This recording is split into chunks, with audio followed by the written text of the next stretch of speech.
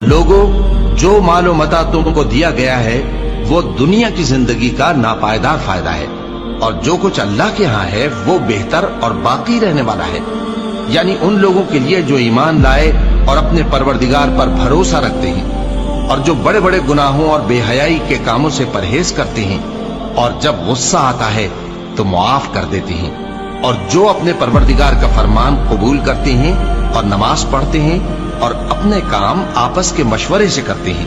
اور جو مال ہم نے ان کو عطا فرمایا ہے اس میں سے خرچ کرتی ہیں، اور جو ایسے ہیں کہ جب ان پر ظلم و زیادتی ہو تو مناسب طریقے سے بدلہ بھی لیتی ہیں، اور برائی کا بدلہ تو اسی طرح کی برائی ہے، مگر جو درگزر کرے اور معاملے کو درست کر دے تو اس کا بدلہ اللہ کے ذمے ہے۔ اس میں شک نہیں کہ وہ ظلم کرنے والوں کو پسند نہیں فرماتا، اور جس پر ظلم ہوا ہو اگر وہ اس کے بعد انتقام لے لے